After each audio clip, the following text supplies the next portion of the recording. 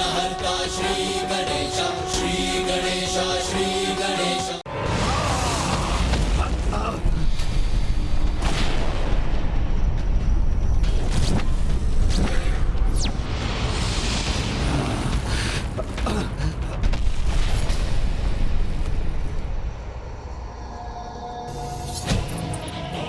मुझे लगा छल से, माया से सुरापद्मन ने विजय की योजना बनाई है, किंतु वो तो बस स्वयं को सुरक्षित कर रहा था। भूल गया है क्या, उसका जीवन भी मेरे लिए है और मुझे विजय चाहिए, बस विजय।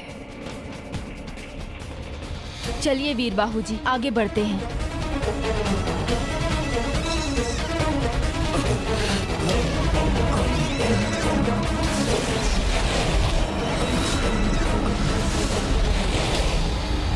रुको, मैं आगे बढ़ने नहीं दूंगा।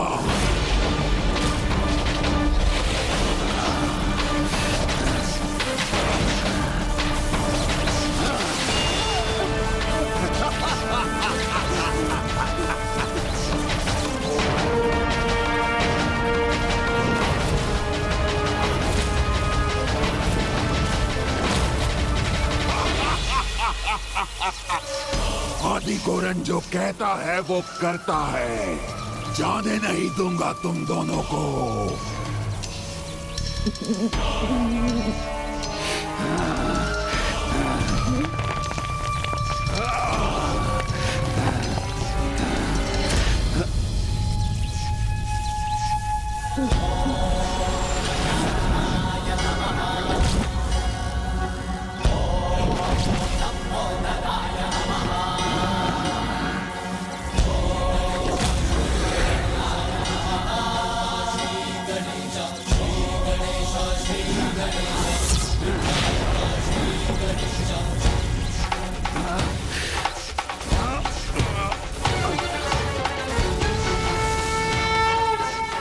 शक्ति के आगे तुम टिक नहीं सकते।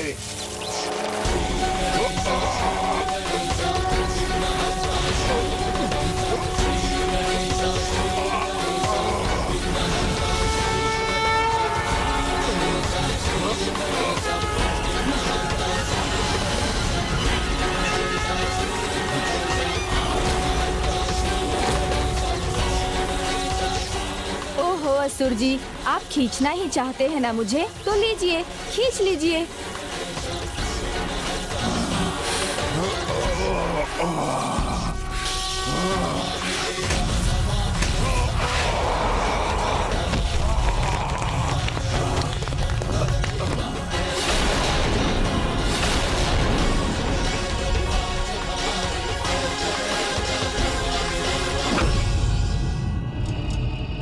आदि गोरन का अंत हो, अब शीघ्र द्वार बंद करना होगा।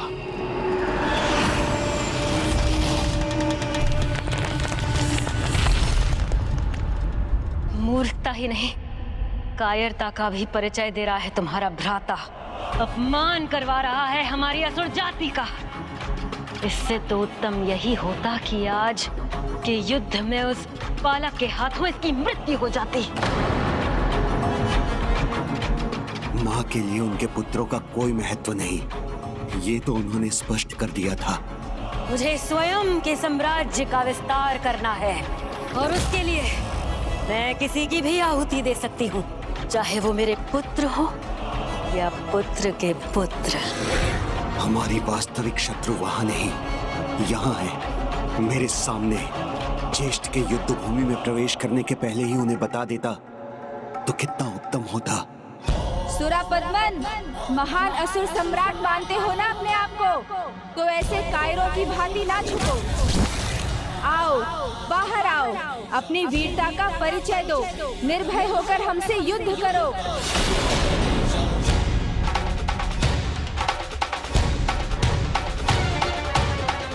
नहीं नहीं, बाहर नहीं जाऊंगा मैं, कदापि नहीं। ये क्या हो रहा है? ये दुर्ग, मेरा मायावी दुर्ग, इसे कैसे भेद रहा है?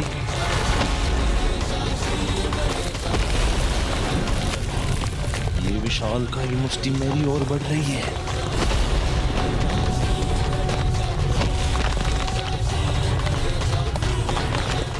कहीं ये हमारा दुस्साहस तो नहीं, जिसके सामने मैं युद्ध भूमि में नहीं टिक सका, जिसने मेरे सभी अस्त्रों को इतनी सरलता से नष्ट कर दिया, जिसका अनुज विशाल आकार धारण कर यहाँ मेरे इस मायावी दुर्ग को भेदने में सफल हो रहा है, उनसे युद्ध करना कहीं अनुचित तो नहीं, अपनी मृत्यु को स्वयं आमंत्रित करने के समान तो नहीं।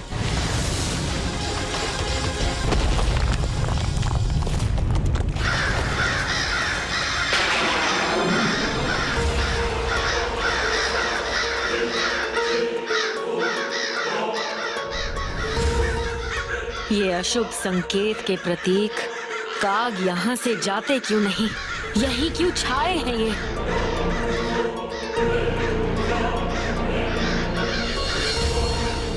सूर्यास्त होने में अभी भी कुछ समय शेष है। मायासुरा से ही अब तुम्हें अपनी माया का प्रयोग करना चाहिए।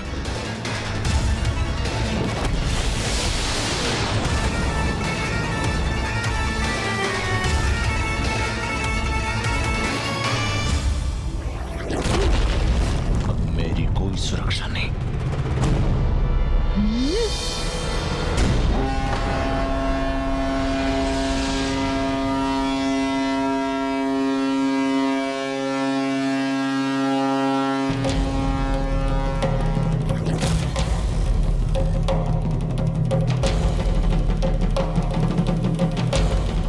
प्रभु, असुरों ने युद्ध विराम का संकेत अवश्य किया है, किंतु मुझे नहीं लगता कि अभी सूर्यास्त हुआ है। ये भी अवश्य इनकी कोई माया है। उचित है, माया है तो उस माया का अंत मैं अपनी काया से अभी करता हूँ।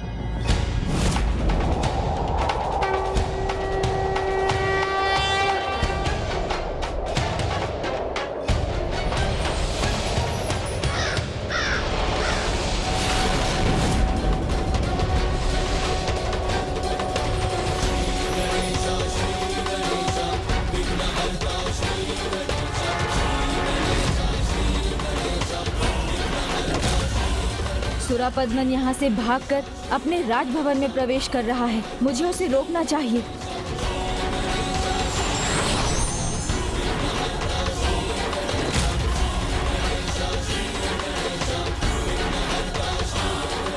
प्रभु, आपने अपने अंकुश का प्रयोग क्यों नहीं किया? जाने क्यों दिया उसे? वीर बाहूजी, भ्राता के समान हम भी शत्रु की पृष्ठ पर वार नहीं कर सकते, क्योंकि ये युद्ध के नियमों के विरुद्ध है और सुरापद्मन की मृत्यु भ्राता के द्वारा ही नियत है। वही उसके भाग्य का निर्धारण करेंगे। यह महेंद्रपुरी में धर्म की शक्ति को स्थापित करने तथा अधर्म का नाश करने और मुझे यहाँ से मुक्त कराने स्वयं मेरे प्रभु सुब्रमण्यम कार्तिकेय स्वामी विघ्नहर्ता श्री गणेश के साथ शीघ्र यहाँ आएंगे।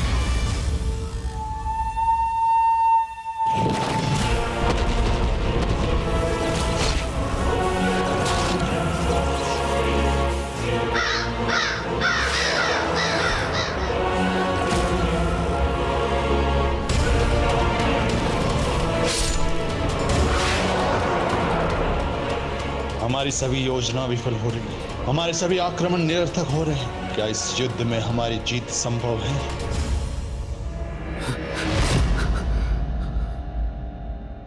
अपने आप को संभालिए ज्येष्ठ। ये जो भी हो रहा है इसमें ना आपका और ना ही हमारे पुत्रों का कोई दोष है। यदि इसमें किसी का कोई दोष है तो वो एकमात्र माता का है। उनकी महत्वाकांक्षा ही उनके लिए सर्वोपरि है ज्येष्ठ। उन्हें हमारे जीवन या मृत्यु की कोई चिंता नहीं है। उन्हें तो केवल विजयी ही होना है, और जिसके लिए वो हम सब की आहुति दे सकती हैं। ज्येष्ठ, अब आप ही आदेश दीजिए कि हमें क्या करना है, युद्ध करना है या समर्पण? बताइए ना ज्येष्ठ, क्या निर्णय है आपका? हमें क्या करना चाहिए? क्या पूछ रहे थे तुम सिमोन? ज्येष्ठ ने तो जैसे कुछ सुना ही नहीं। क्या करना चाहिए हमें? ज्येष्ठ, मैं उत्तर देती हूँ इसका।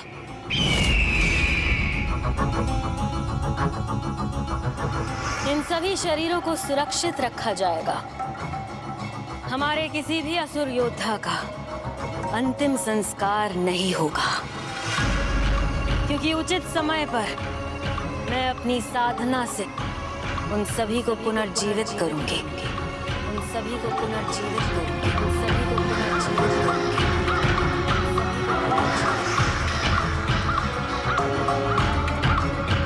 प्रणाम पिताश्री। कल जिसे मैंने उलाहना दी थी वो मुझसे प्रश्न पूछेगा तो मैं क्या कहूंगा?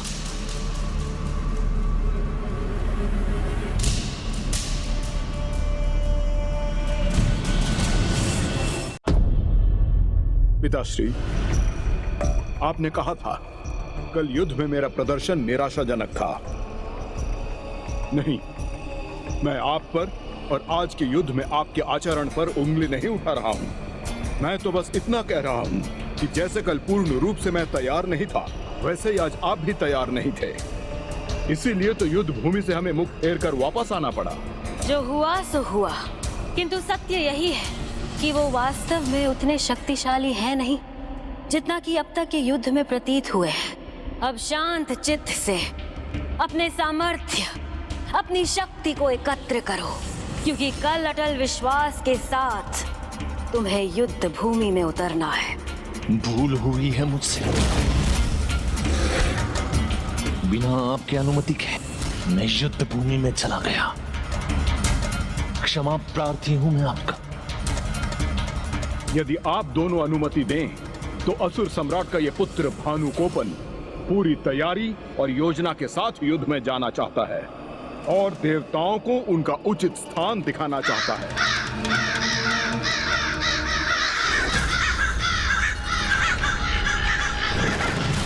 भानुकोपन, अब तुम्हें अनुमति की प्रतीक्षा करने की कोई आवश्यकता नहीं।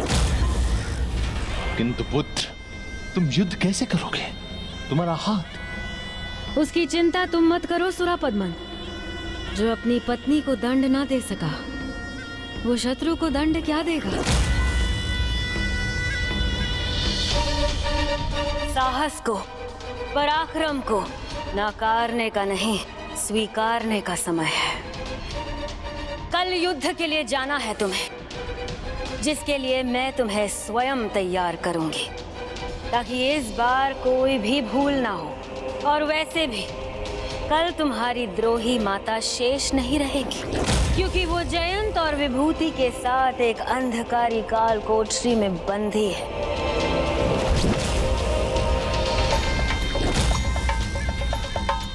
तुम दोनों की पत्नियों ने देवताओं की पुत्रियां होने का परिचय दे ही दिया, द्रोह किया हमसे, जयंत को मुक्त कराने का प्रयास किया। इसका दंड दिया है मैंने उन्हें।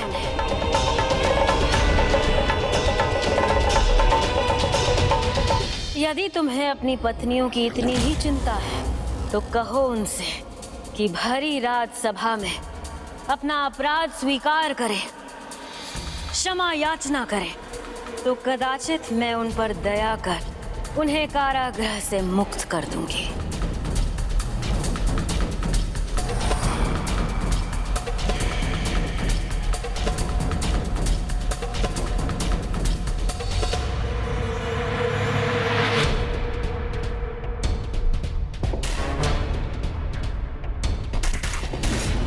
अपने पराक्रम से प्रभु कार्तिकेय दुष्टता और अधर्म का विनाश करेंगे, इस युद्ध का अंत करेंगे और लौटेंगे।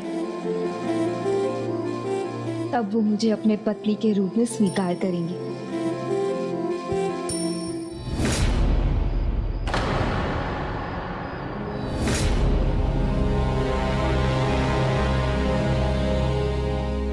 ये क्या कर रही है ये वन कन्या?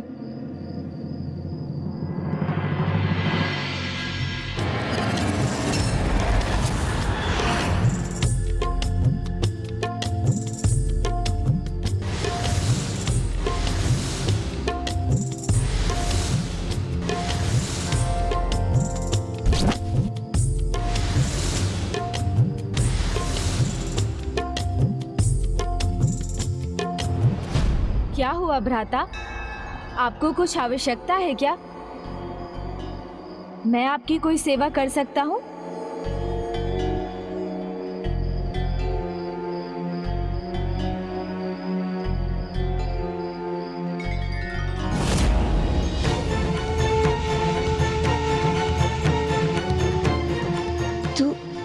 तुम ये क्या कर रही हो? इनकी सेवा कर रही हूँ।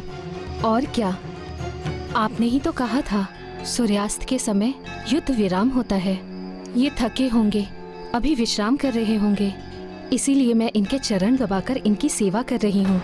किंतु इसकी अधिकारी तुम नहीं हो।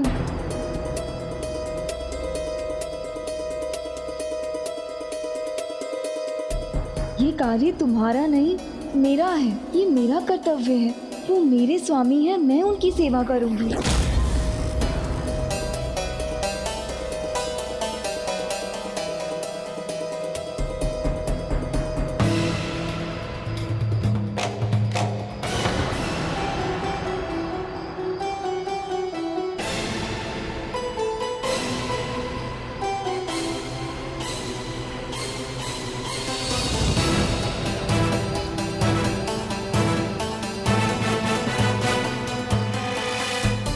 और तुम्हें अपने पिताजी के लिए औषधि तैयार करने में भी विलंब हो रहा होगा।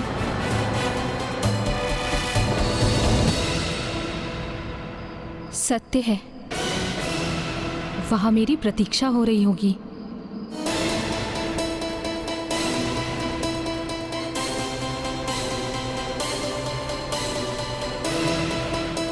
मुझे जाने की अनुमति दीजिए।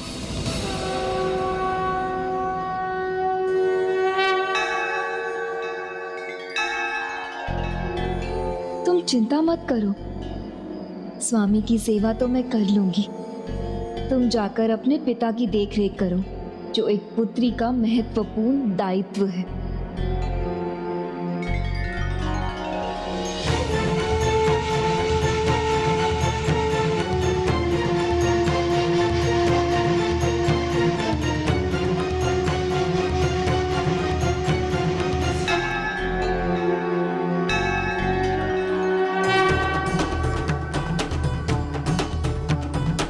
यहाँ से जाने के लिए तो मेरा हृदय ही नहीं मान रहा है, किंतु पिताश्री की औषधि तैयार करना भी अति आवश्यक है। उसके लिए तो मुझे जाना ही होगा।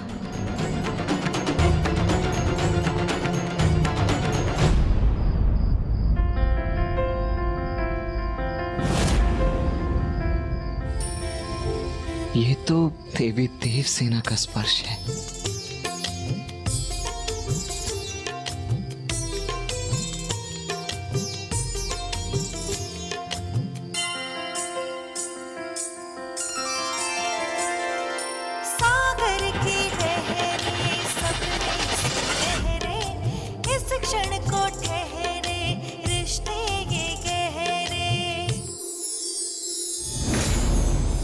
अवश्य कोई माया है इस जयंत की, जिसके कारण तुम दोनों की बुद्धि भ्रष्ट हो गई है। नहीं स्वामी, हमने वही किया जो हमें करना चाहिए था।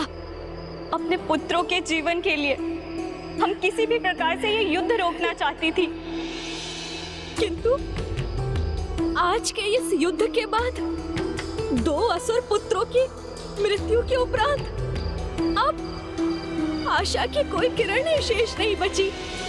अब चाहे जो भी हो, उसका हम पर कोई प्रभाव नहीं पड़ेगा। तब तो इसका भी कोई प्रभाव नहीं पड़ेगा कि कल भानुकोपन पुनः युद्ध पे जा रहा है। भानुकोपन? हाँ, तुम्हारा पुत्र भानुकोपन। तो क्या तुम्हें इसका कोई भी प्रभाव नहीं पड़ेगा कि वो तुम्हारे आशीर्वाद के बिना ही युद्ध में जाएगा? और उसका भी नहीं, ये अंतिम बार है जब कदाचित उसे जीवित देखने का अवसर प्राप्त हो तुम्हें। स्वामी, ऐसे अशुभ वचन मत कहिए। स्वर ऊंचा करने का कोई लाभ नहीं। ये युद्ध अनिवार्य है और शुभ अशुभ का निर्णय अब युद्ध भूमि में होगा। मैं एक बार उससे भेंट करना चाहती हूँ, उसे देखना चाहती हूँ। स्वामी, मेरी सहायता कीजिए, मुझे यहाँ से मुक्त कीजिए, कृपया। कृपा कीजिए मुझ पर।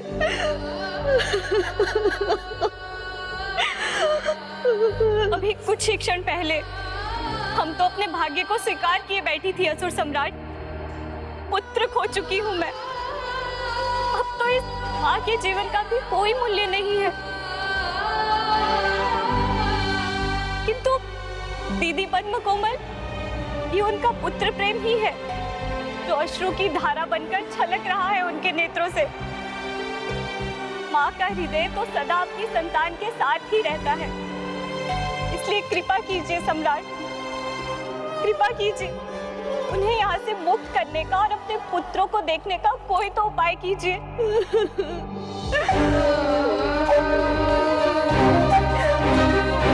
पद्म कोमल, उसका अब एक ही उपाय है। भरी रात सभा में स्वीकार करो कि तुम अपने पिता के समान द्रोही हो। राजमाता सुरासई से क्षमा याचना कर उनकी दया की भिक्षा मांग।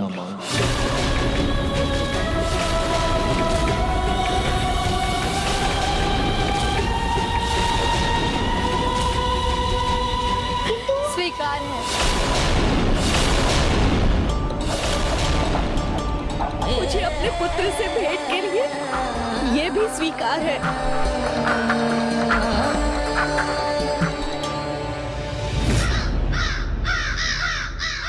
असुर सभासदों, शत्रु द्वार पर, और हमें असफलताओं का सामना भी करना पड़ा है।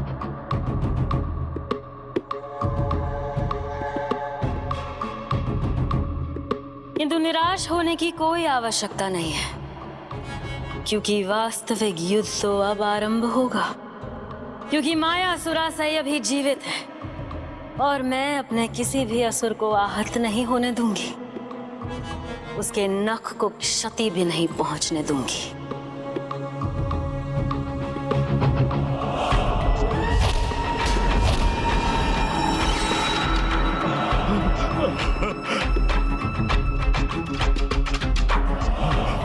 माया सुरासई की जय। राजमाता माया सुरासई की जय।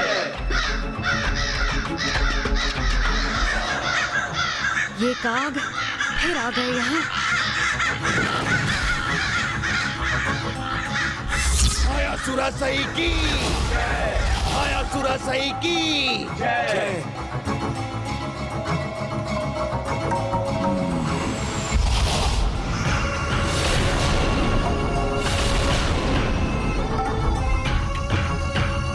लोभानुकोपन, तुम्हारी सफलता की कामना करते हुए मैं तुम्हें ये मायावी शस्त्र प्रदान करती हूँ।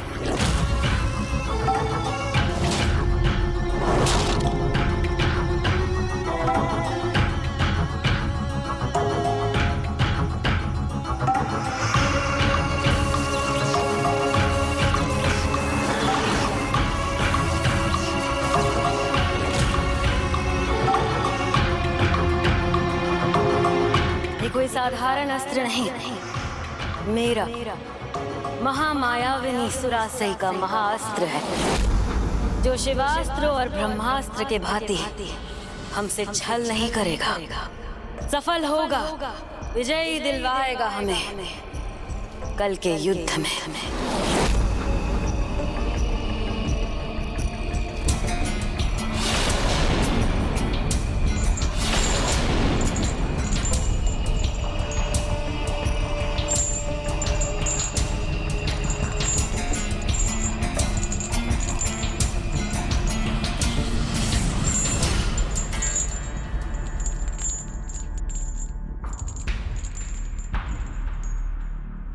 माँ, भानुकोपन,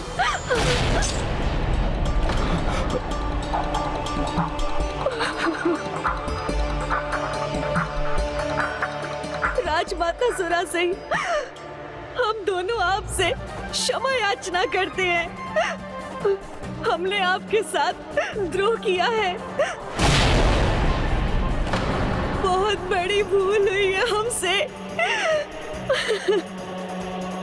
जो मैं चाहती हूँ वो कहो, तभी तुम्हारी क्षमा याचना पूर्ण होगी।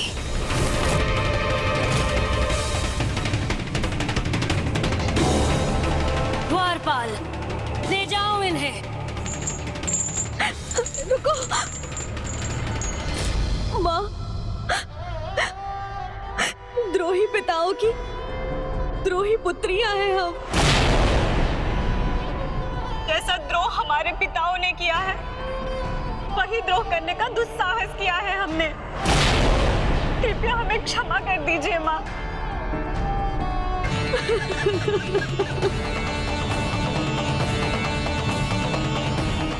ये दोनों माँ के सामने प्रस्तुत हो गई हैं। क्षमा याचना भी कर ली इन्होंने। इतना क्या पर्याप्त नहीं?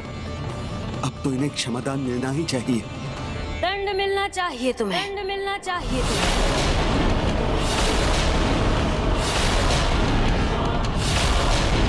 तुम्हारे पिताओं के समान द्रोह करने का दंड। दंड? ये क्या कर रही है माँ? उन्होंने तो इन्हें क्षमादान देने का वचन दिया था। और तुम्हारा दंड ये है कि आज से तुम दोनों को महेंद्रपुरी की रानियां होने का अधिकार नहीं होगा। अभी तो आज से तुम दोनों द्वार रक्षक बनोगी यहाँ की। इस काग समूह को यहाँ से हाँक कर दूर करने वाली गौवा हाँकनी होगी।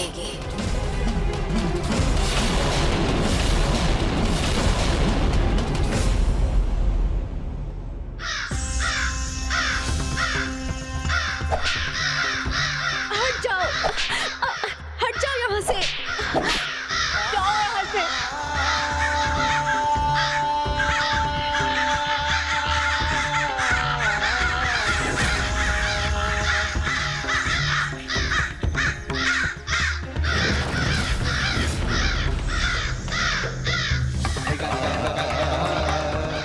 मेरा पुत्र युद्ध भूमि में भी चला गया और मैं उसे विजयी होने का आशीर्वाद देने से भी वंचित रह गई।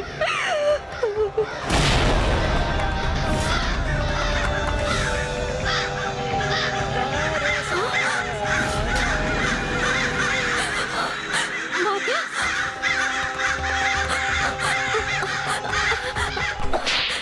हटो, जाओ यहाँ से।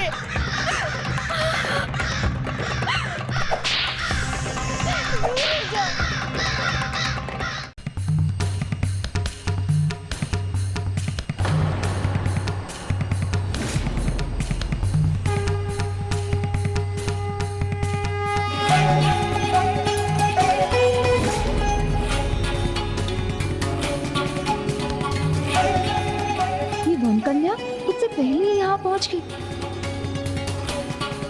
स्वामी की पूजा करने का अधिकार तो मेरा है, तो ये कैसे कर सकती है पूजा?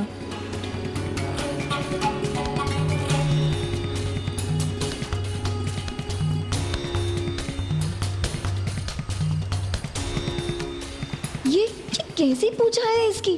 और ये कैसी अनुचित पूजा सामग्री है?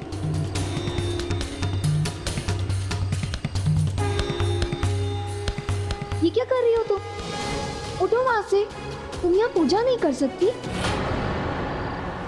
क्यों? क्यों नहीं कर सकती? तुम्हारे प्रश्नों का उत्तर दूं ये आवश्यक नहीं। तुम बस उठ जाओ यहाँ से। किंतु क्यों? अपने प्रिय प्रभु कार्तिकेय की पूजा ही तो कर रही हूँ। भला इसमें क्या अनुचित हो सकता है? क्या कहा इसने? मेरे प्रिय प्रभु? ये तो सभी सीमाएं पार कर रही है। ये मेरा पूजा स्थल है। इस प्रतिमा को मैंने रचा है, मैंने इनकी यहाँ स्थापना की है। इतने दिनों से मैं यहाँ इनकी पूजा करती हूँ। ये मेरे प्रभु हैं, तो इनकी पूजा करने का एकमात्र अधिकार मेरा है, बस मेरा। प्रभु कार्तिकेय तो परम ब्रह्म ईश्वर है। आप ही ने तो कहा था, और ईश्वर कभी अपने सच्चे भक्तों में भेदभाव नहीं करते। ये तो सबके भगवान हैं। भला मात्र आपके भगवान या आपके प्रभु कैसे हो सकते हैं? ये तो उचित है। मैं इसे प्रभु की पूजा करने से रोक तो नहीं सकती, परंतु पूजा की उचित विधि अवश्य बता सकती हूँ। इस प्रकार मुझे पूजा करने का अवसर भी प्राप्त हो जाएगा और मैं अपने प्रभु के निकट भी रह पाऊंगी।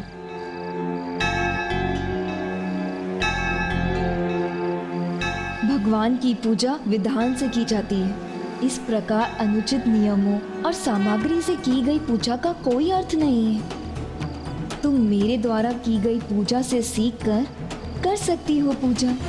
कदाचित आप उचित बोल रही हैं, किंतु मैं तो ये भी जानती हूँ कि भगवान अपने भक्तों के भाव देखते हैं। किसी भी पूजा में श्रद्धा और भक्ति ही तो सर्वाधिक महत्वपूर्ण है। सर्वाधिक महत्वपूर्ण है। सर्वाधिक महत्वपूर्ण है।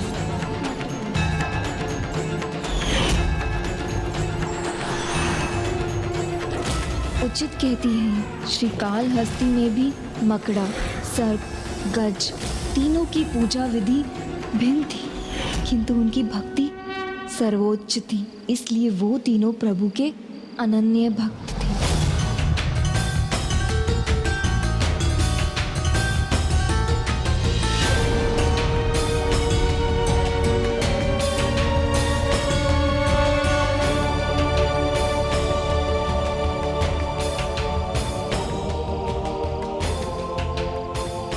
प्रभु की पूजा करने का अधिकार तो हर एक भक्त को है।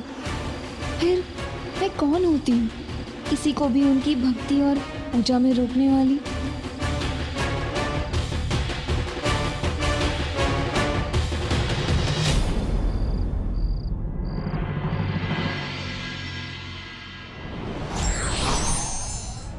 ईश्वर को अपना प्रत्येक भक्त एक समान प्रिय होता है, चाहे वो निपुण हो या अज्ञानी। महत्व केवल भावना का है।